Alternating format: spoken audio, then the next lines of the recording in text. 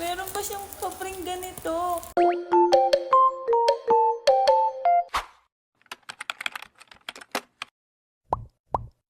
Hi guys! Welcome back to my video. So for today's video, samahan niyo ako mag-unboxing na binili ko dito sa TikTok. Ang murang-mura niya guys ha. Kasi gustong-gusto ko siyang i-try kasi nga actually lagi siyang dumadaan sa FYP ko pero hindi ko siya ibili o yun nga ina-add to cart. Pero this time, binili ko siya kaagad nung nag-live sila. Dahil sobrang murang-mura lang guys kung ako sa inyo. Check out nyo na yan guys kasi makamura lang guys. So sa iba 165 siya. Then bigla siyang bumagsak ng 135 pesos guys.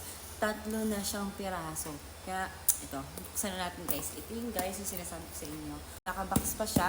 Parating lang niya today and mga 3 days ko ata itong inantay.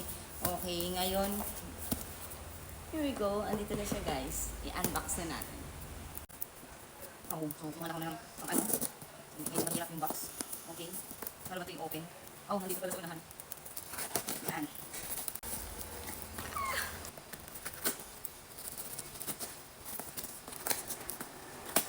Wow.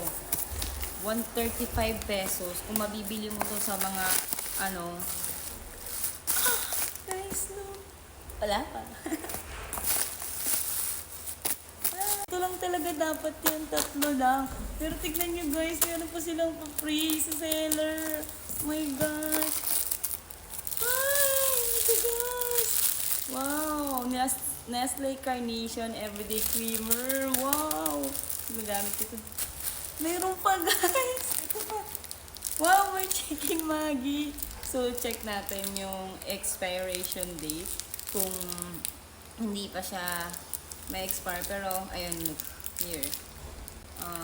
March 31, 2025. Kanyang expiration. So, bibigyan ko na lang nito sila mother para hindi naman matambak dito. Pero, tingin ko magagamit din naman ito kasi mahilig magluto si baby.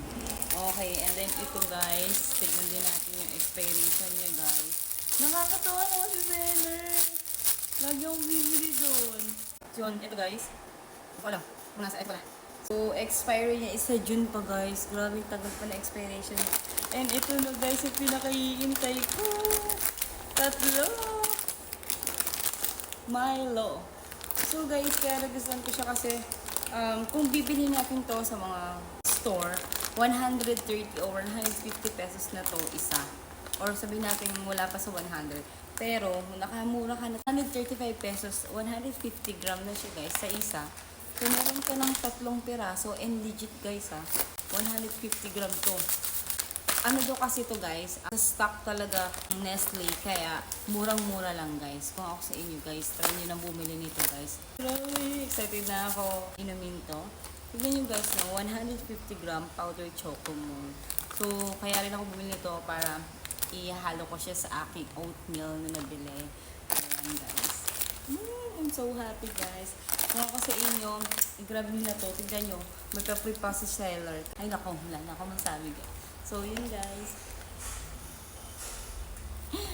Buy nyo na to. Kung ako sa inyo, check out na yan.